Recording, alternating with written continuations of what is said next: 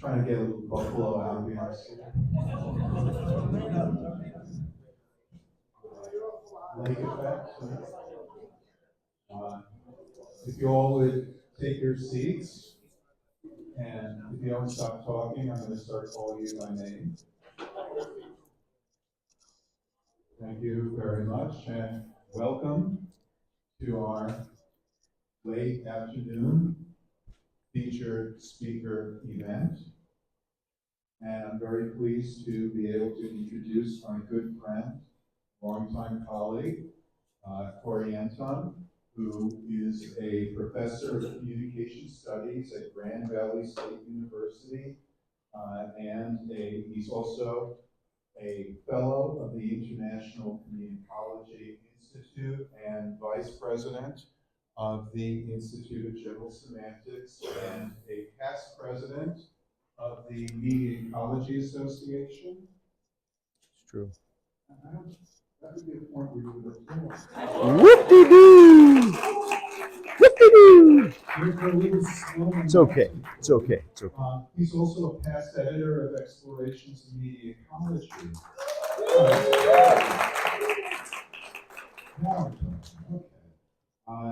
And Corey is someone who's published in many journals, and by the way, he doesn't look anything like his picture here, does he? But in any event, he's published a number of books that include Selfhood and Authenticity, Sources of Significance, Worldly Rejuvenation, and Neo-Stoic Heroism, and How Non-Being Haunts Being on Possibilities, Morality, and Death Acceptance. And then most recently, a creative exploration called AI, A.EYE. Get it? You think she's funny. AI Candy, a Museum of Imaginary Robots and Other Digital Delights, which is one of the IGS books that were out there. I don't know, Val, did you put it back?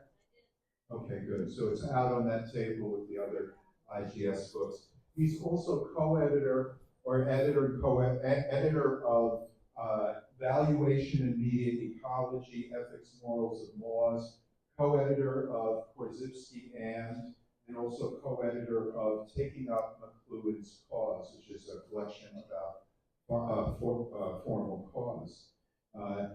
He's the past chair of the Semiotics and Communication Division of the National Communication Association as well. But most of all, he is someone who is going to be presented with one of our career awards because he has had a truly distinguished career as one of our leading experts in the field of media ecology. So it is my great honor and great pleasure to introduce to you Corey Anton. Thank you very much, Lance, and thank you all for being here. I really appreciate this opportunity to talk with you tonight. So what I'm going to be talking about, it recently came out in Etc., and it's titled Humanity, Time Binding, Wealth, and Superabundance. And it is a 2-volume special issue, and it's subsequently going to come out as a book. This with Tom Gencarelli and I are working on co-editing it right now. I'm not going to walk through the paper. I'm just going to talk with you about some of the ideas that are in there, but largely ideas that have come out since then that I'm continuing to pursue.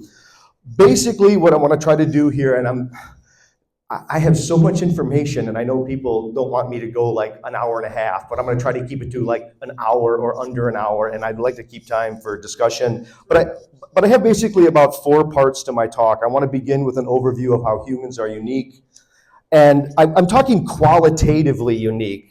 I'm not just talking about the brain or the hand or the larynx or the upright posture. I want to get largely into socio-historical existence, time binding, the particular mind or socio-historical context that has been created largely through communication technologies.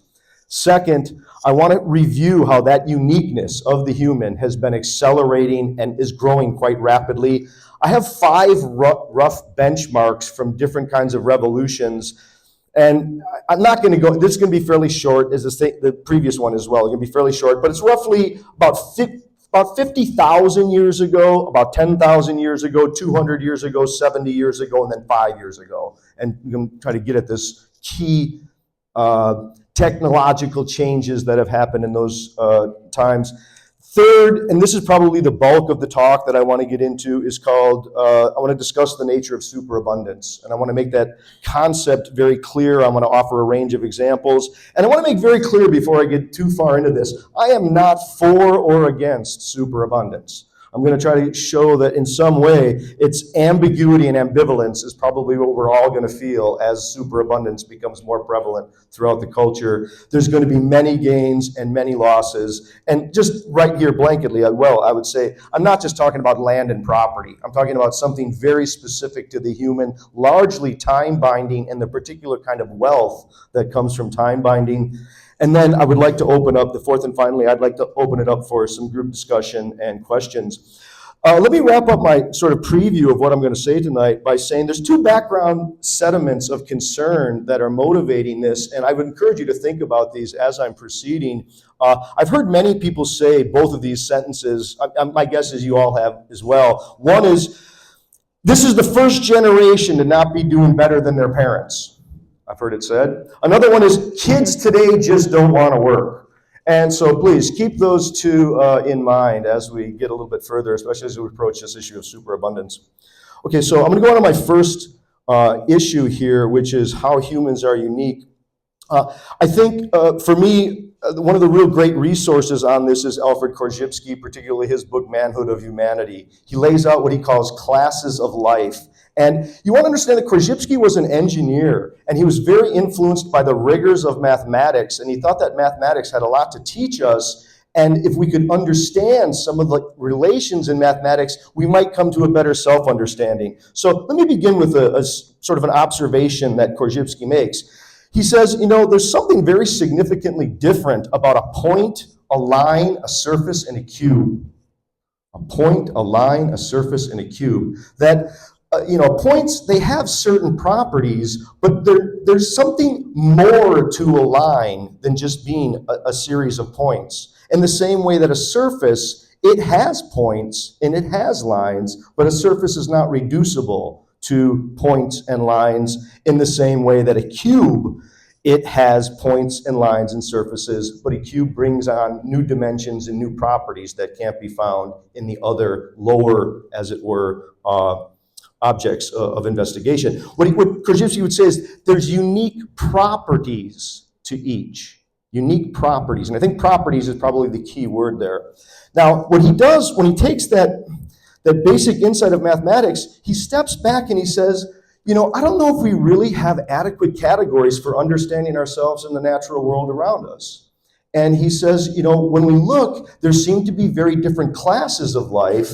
And he wants to say that humans aren't animals in the same way that a cube is not just a surface or a set of surfaces. And what he does is then he draws various parallels and he says, well, minerals are somewhat like the point.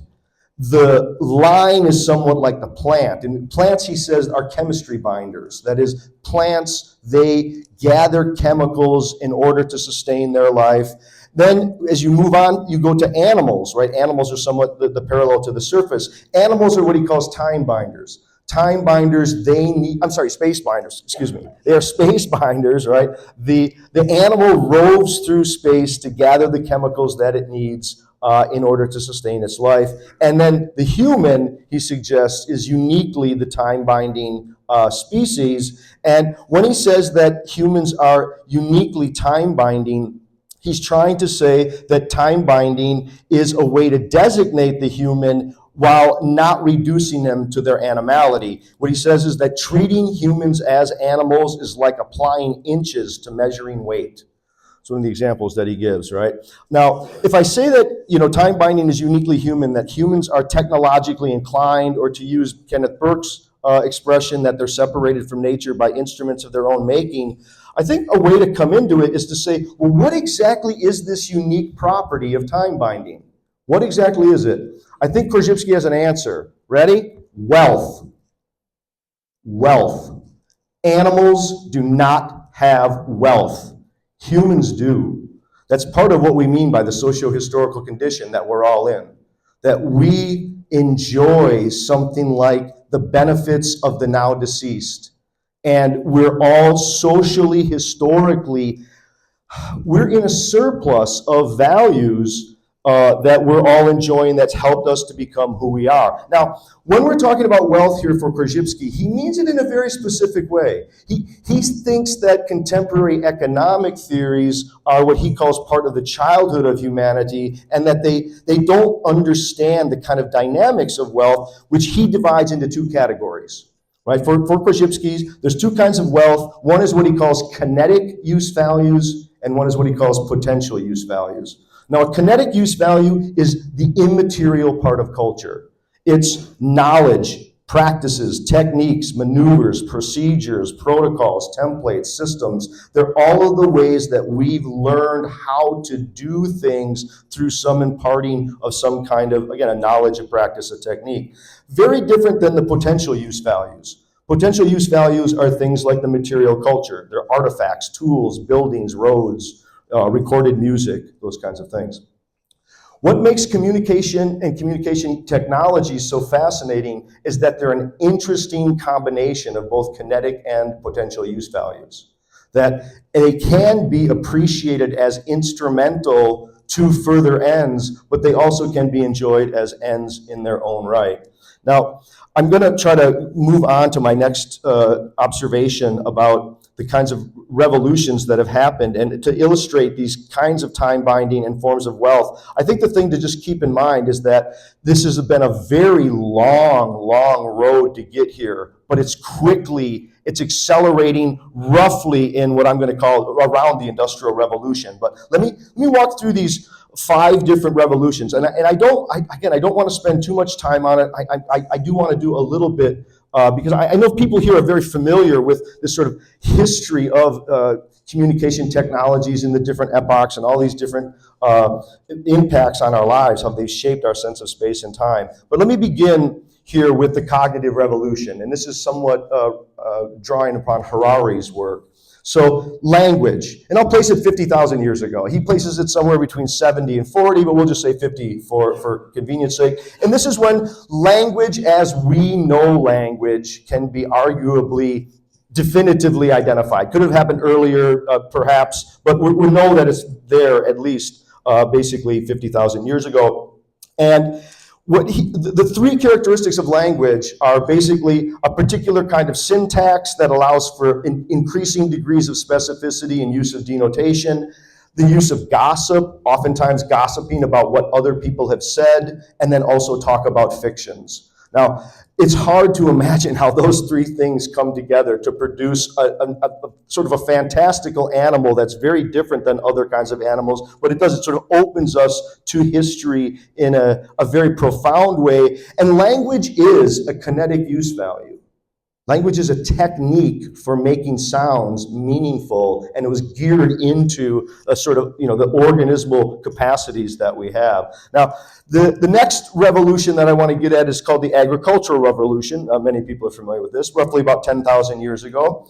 And this was the change over from nomadic hunter-gatherer people to sedentary people who, start to build nation states and, again, ancient empires where you start to have increasing commodity systems, money systems. With enough time you get alphabetic writing, and we can press it up all the way further and further and talk about invention of the clock and get up to the printing press as we're getting closer and closer to the Industrial Revolution. Before we do that, though, how many people here know who Paul MacCready is?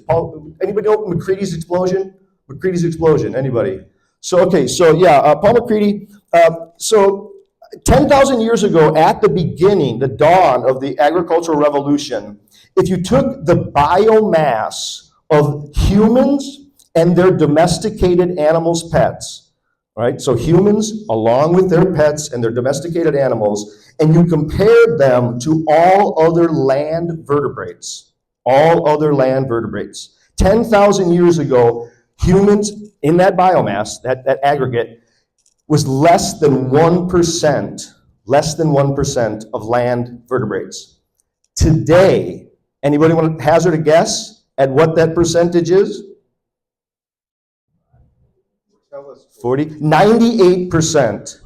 98% of the land mass of vertebrates today on the planet is humans, and it's basically, I mean, it's factory farming and all the ways that, I mean, humans have taken over the globe, and they've taken it over in very powerful ways. And it's due to these things like alphabetic writing, money, clocks, and printing, again, as we move along through printing press. Let me say something here about the clock. And again, I'm trying not to bore people, because I know so many people here are familiar with all these different technologies, but I'm trying to point out hopefully some provocative observations about this. So we know the clock, the modern clocks, 1300s, 1400s, something like this. I think in order to really appreciate the clock, you got to get sort of clear on what consciousness is. And it's like, whoa, I'm going to talk about consciousness. It's going to get all spooky. Now, here's the claim. There's two basic features of consciousness. I want you all to check for yourself. There's two basic features of consciousness. On the one hand, we keep losing ourselves into some event, involvement, some activity of concern. You're there, you get lost in a conversation, you get lost in a movie, lost in a book, you're sort of paying attention to something, and as you lose direct awareness of yourself, you also lose like analytic specific notion of the time. Again, losing the sense of yourself and losing awareness of the passage of time, that's one of the basic dynamics of consciousness. On the other hand, you keep coming back to yourself, finding yourself, and recognizing that a certain amount of time has passed, and it's going to be a certain amount of time till something else. And this is happening on countless levels of analysis. It's happening to you right now. It's happening during the day. You're like, oh, it's Saturday again. Oh, is it July? Oh, no, it's only June. It's only June now, right? You're like, how did I get so old? There is this whole sense, again, we keep losing ourselves and coming back to ourselves in very different ways. And the clock, because people can lose sense of the passage of time, the clock has been an incredibly potent technology in orchestrating and harnessing human activity to make it so much more productive than it would ever be without the clock. People would just be dissipated, and it really focuses energy it gets clear on what people can do when they get very focused and keep aware of the passage of time. Say a quick thing here about the printing press, and as I pave way into the Industrial Revolution, many things have been said about the printing press. I mean, I know there's a lot of McLuhan scholars here who could go for hours on all it is. I think one of the more interesting observations about the printing press was made by Elizabeth Eisenstein in her Printing Press as an Agent of Change. She says one of the things that happened, and to appreciate her insight here, you need to grasp how important was the nighttime sky for people before electricity. Before electricity, the nighttime sky dominated interest. You saw the astral bodies moving around, and they were doing all the different things that they would do. And when the printing press happened, one of the major projects that happened immediately in the wake was the consolidating of astronomical tables. So tables were consolidating, scribes got together, got the different manuscripts, and they put them together, and they started to print out more and more like cleaned up and tightened astronomical tables. And I think we all know the story, right? It's 1450, roughly, the printing press happens. Right within a century, you're getting Galileo, Copernicus, and what they're doing is they're giving accurate predictions about astronomical events, when an eclipse is going to happen, when a comet's going to happen, and science could not be put back in the jar. It was scaring people. They were like, how are people able to predict these movements of astral bodies? So it really was quite significant. Okay, going on to my next revolutions here, and these I'm going to move hopefully a little bit quicker. The Industrial Revolution, it roughly starts with the steam engine, as it were, but it quickly takes off with electricity as electricity starts to dominate in the late 1800s and 1900s. And then you have things like the automobile and radio and TV and all this kind of stuff. It's the digital revolution, 1950s, as it were, that I think begins the blooming of the age of superabundance. So these previous revolutions were the sowing of the seeds, the watering of the seeds. By the time the 1950s happened, we're starting to see the flower and it's starting to bloom. We're starting to see more and more of the abundance. And it's the microchip. It's other ways that computers are affecting us, I would turn people to the economics of attention. The economics of attention is maybe a key way to get at what I mean by superabundance. And here would be a way to just cut to the chase. I was a concert kid. I grew up in Wisconsin by Alpine Valley. I have old concert stubs that are like $12 for major shows. I saw Metallica open for Ozzy for like $12. Okay? Now, back in the 80s, you spent about $12 for a ticket, maybe $10, 12. An album back in the 1980s was still like 12, $15. That's almost the same as it is today. And yet today, you can go buy those albums about the same price. The concert tickets, 200, 300, 500, 1,000.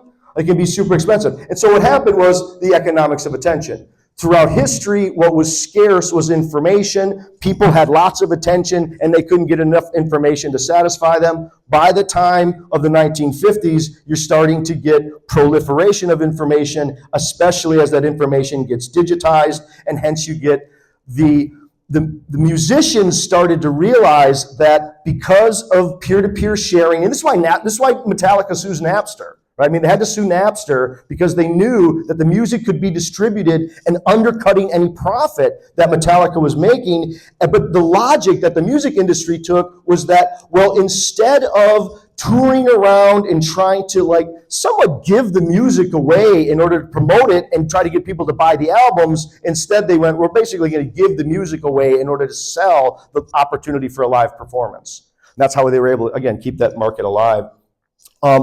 Then I think the most obvious one, I guess somewhat of the topic of the conversation that somewhat dominated most of the sessions I saw over the last couple of days is the generative AI revolution, which roughly we'll put in 2017. And I'm talking about transformers and LLMs. There are other AI systems that we could talk to. And that takes me directly into the topic I want to talk about at the most extensively here on this issue of superabundance.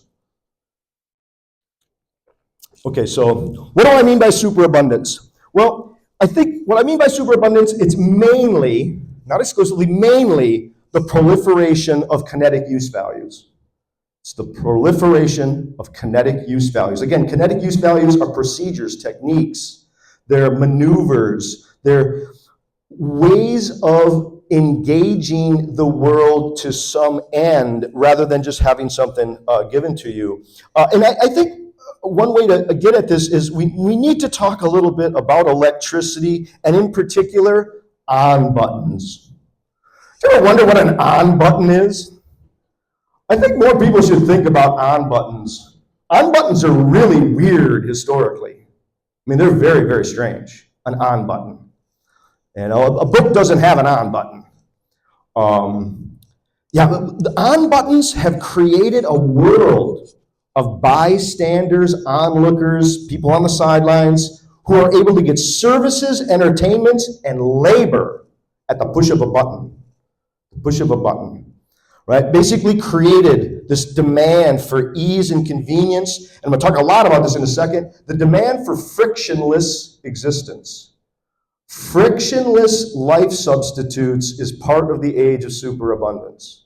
Again, frictionless life substitutes. And by that I mean a whole bunch of things. People preferring play Guitar Hero rather than learning a musical instrument. They're over there goofing off with Farmville rather than learning how to garden.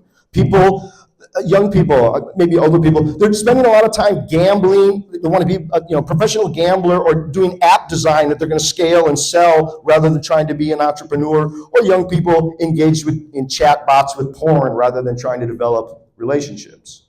Again, these are all frictionless life substitutes that are sort of dominating. There's some statistics I think maybe we should, I don't know, maybe people find this interesting, not. In 1850, 60% of people lived on farms. 1900, 40% of people lived on farms. Today, between 1% and 2%. 1% and 2%. 1925, less than 100 years ago, only 50% of homes in the US had electricity in it. 50%. By 1945, it was 85%, and by 1960, it was nearly all. Now, try to imagine, if you will, all the ways that on buttons have affected us with this demand for ease and comfort and convenience. Imagine that we had a time machine and we had a camera, and we were all going to fly around in this time machine, and we were going to take our camera, and we were going to do nothing but a photo expose of hands over the last 200 years. Can you imagine what that'd be quite an exhibit to see. Yeah, what you'd see is that hands 200 years ago, oh, they were gnarly. They were thick. They were weathered. You're missing a digit. Oh, no, you had friction. Friction was part of the world. Yeah, today, hands, oh, they're thin-skinned. And it's not just hands are thin-skinned. It's that people are thin-skinned. That is, the thin skinning of the hands it runs correlate to the sort of fragility of people because they're not used to friction. Again, going back to on buttons, washing machines, dishwashers, microwave. Remember rolling up a window? You say roll up a window. I remember rolling up a window, and I had like an old Dodge Dart. I'm trying to roll it up. It's a little bit off, and you're wrestling with the thing, just trying to get the window to go up. That sense of like actually wrestling to do a simple thing like roll up a window. Now you just push the button. It just goes up like that. When electricity hit, I'm sure many people realize this. There were people who literally thought it was the end of the world and it was Satan. So it's Satan. It's the devil himself has come down. This electricity. The Lamplighters Guild, they got together and we're going to lose our jobs. We're going to lose our jobs. This is horrible. And they did, right? They did, sadly. A lot of other jobs came in the wake. But what the Lamplighters Guild wasn't aware of while they were running around panicking about how they were going to lose their jobs is they weren't thinking that soon enough, every possible gadget was going to be invented that you could push a button and it would do the labors that you wanted. I mean, that was the real message of electricity, not just the loss of the Lamplighters Guild. I think, it's beyond sort of, I guess, going into things like radio and TV. I mean, they're so obviously chock full of kinetic use values. I think that's why we're concerned about, to what extent are people learning how to do certain things from TV and radio. But let's give some other ones that I think are more contemporary. And again, moving more toward this AI stuff. I think, again, you want to know what I'm talking about by superabundance? Go to the exemplar case, Wikipedia. Okay? So, Encyclopedia Britannica, this is in the 1980s. It was in 32 volumes, and it cost about $1,400 to get one. And people thought this was a reasonable investment. Again, it's a wealth. They were like, this is a reasonable investment. It's $1,400, 32 volumes, all the sort of knowledge at your fingertips. Today, Wikipedia, okay? If you go look at the Wikipedia project, if you would attempt to print Wikipedia today, it would be over 1,000 volumes at 1,200 pages per volume. It would cost $500,000 to print and $100+ million to review, index proof, all of these other kinds of things that are associated. And now if you're going to include storing it and distributing it, now you're in the astronomical amounts of money. So in other words, people today enjoy a wealth at their fingertips at the push of a button that is unimaginable to people with still working out of the book culture's notion of Encyclopedia Britannica.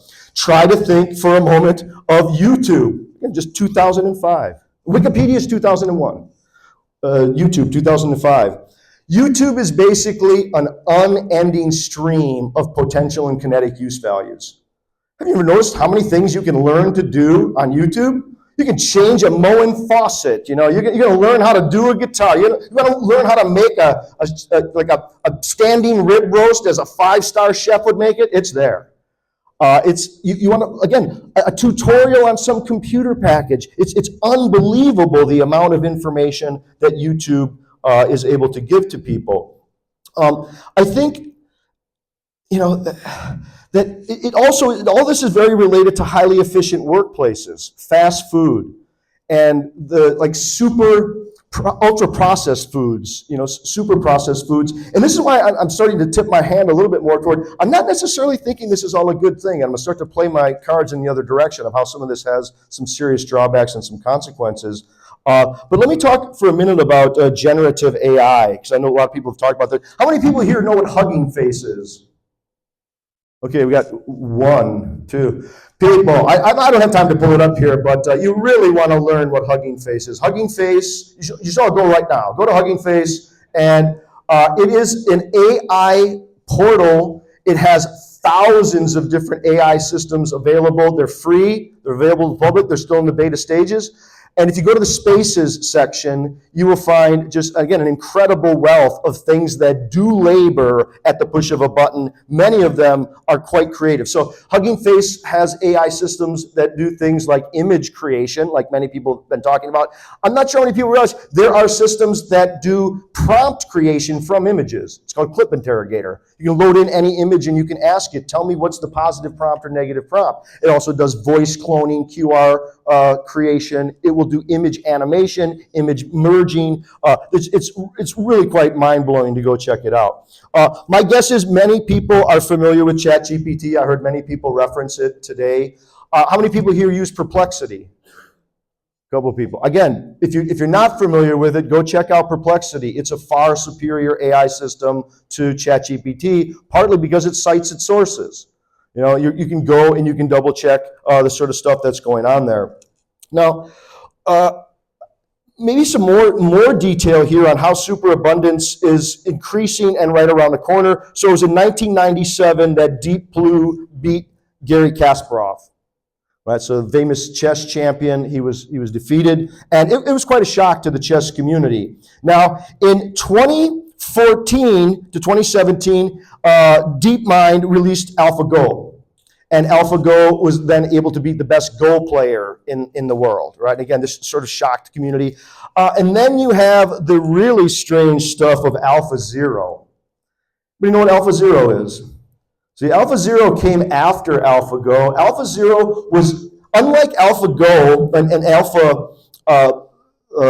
unlike Deep Blue and unlike AlphaGo, AlphaZero was not given like lots of training on previous games of chess. No, what it did was, so when they did AlphaGo, they trained it with all of the classic moves, the best masters, and very soon, you know, a couple of hours, whatever, this thing was a competitor and was taking out the best champs in the world. AlphaZero, it was in 2017. It took 9 hours of training. The training consisted of simply telling it the rules of chess. It gave no instructions on how to play, and it played millions of games against itself. And in 9 hours, it had destroyed all chess players, including doing moves that had never been seen before. It was recorded. Grandmasters were looking at it going, how did it know to do that? We're unfamiliar with this move. That's what led to AlphaFold.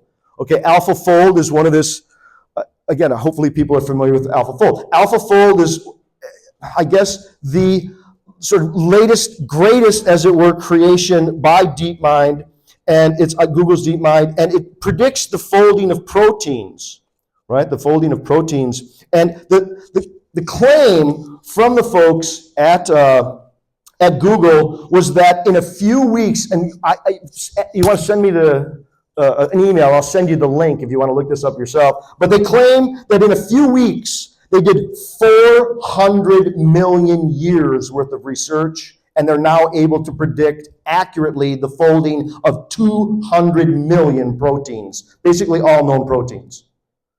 It's hard to imagine what this is going to mean for health, disease prevention, other forms of genetic engineering, a whole list of things there. Now, I think it's time to maybe go in the other direction, as I said I would. And I don't see Michael here. I had a little note for him, but I don't see him here.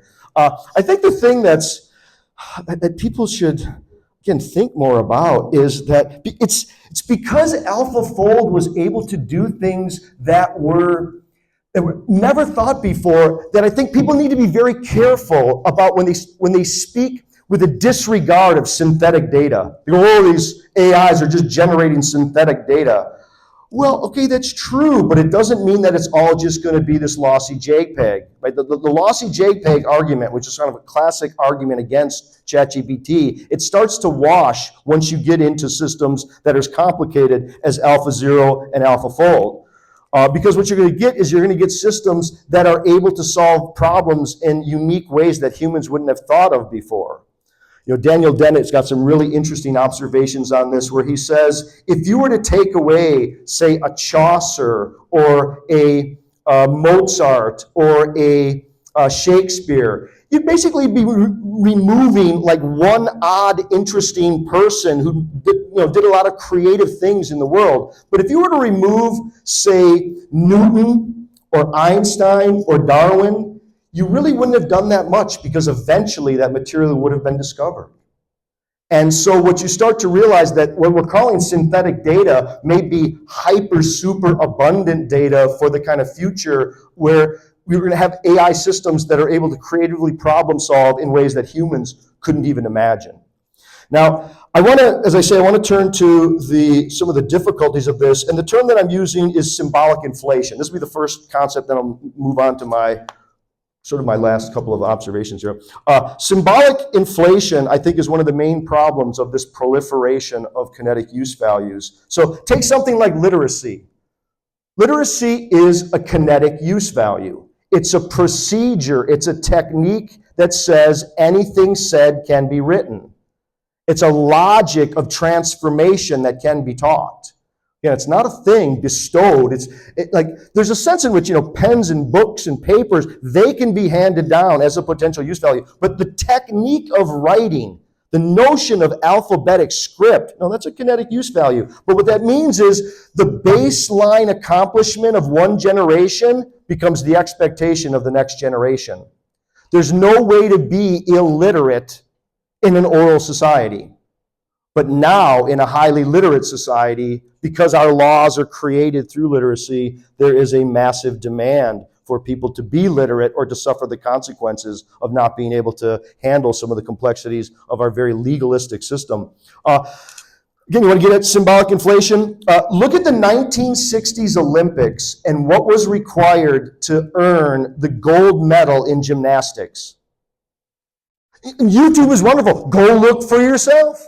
Go to YouTube, go look. You should see what it is in 1960. You go like this. They go, gold! Oh, that was amazing. When you go look at the 2020 Olympics and what is demanded to get a gold there, you're going to get up early in the morning to compete with some of these folks. And that is part of the symbolic inflation that's going on. Talk about collegiate athletes. My father was a collegiate athlete. He actually went to college. And I'm adopted, so I have none of this athleticism. But my father went to college on a baseball scholarship, ended up playing college football and college basketball, and then he went on to do semi-pro football. He was like a Philadelphia Eagles camp, training camp, and he broke his knee, and it was end for him. That's impossible today. Anybody know anything about collegiate athletics? You cannot be a multi-sport athlete. No, you're going to sign a piece of paper that says you can't be playing any other sport than the sport that you're getting your scholarship in. So if you're a basketball player and you're caught out playing volleyball in the summer, they're going to go, get off that right now, or we're going to remove your scholarship. And not only is there that sort of ultra competitiveness in a sort of, again, symbolic inflation of demand to live up to the new kind of kinetic value, but a lot of these athletes have been training since they were little kids. I think many people are probably aware that sports today are so competitive that, you're getting like third grade football. These guys are doing weight training and this kind of stuff, again, from a very early age. And I think one last observation on this is, I wonder how many people realize what's happened to their imagination and to their sense of being an onlooker, a bystander. By way of an on button, they've learned to become bystanders and onlookers on the sidelines of life because they sit in their homes and they watch video after video after video of people performing amazing feats.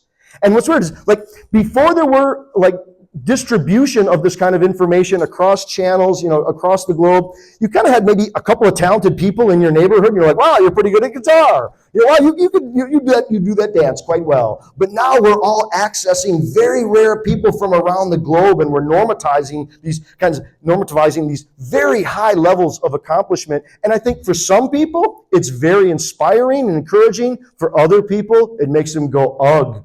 I cannot live up to any of this. And hence, people aren't having sex because they think, I can't live up to the porn stars. Just going to stay home and talk to the chat bot and jerk off to porn, I guess. No one will watch. Right? You got America's Got Talent. I think it's an ongoing show. It reminds you need to get in there. So let me, I'm going to get to my last set of observations here, and then I'd like to open the floor to see. I'm happy to field criticisms, critiques, that's all fine. I think what we're going to find in the next, we'll say 15 to 20 years, 10, 15, 20, is a great amount of ambivalence and ambiguity regarding all these generative AI.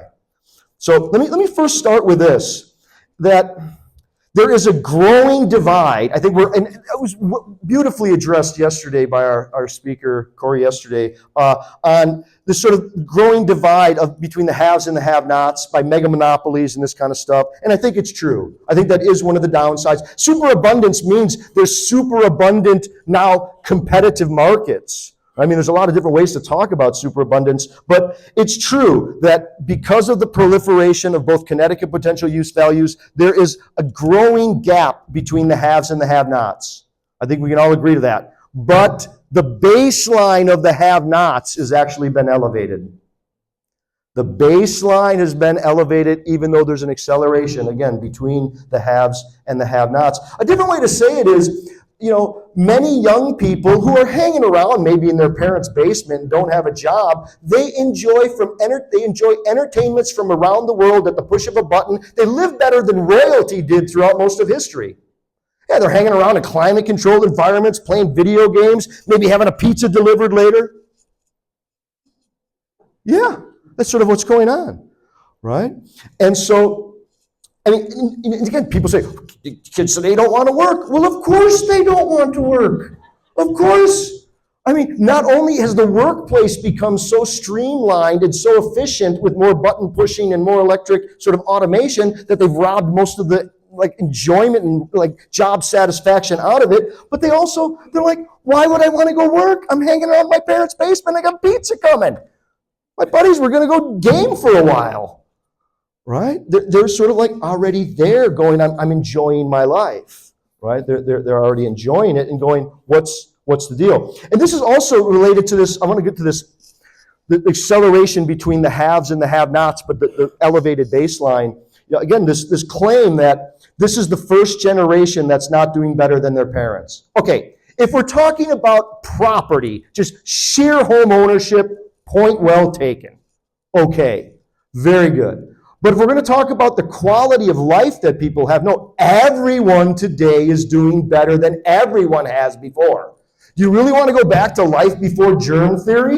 You want to go back before? Who really wants to go back to life before electricity? Well, maybe camping on a weekend now and then.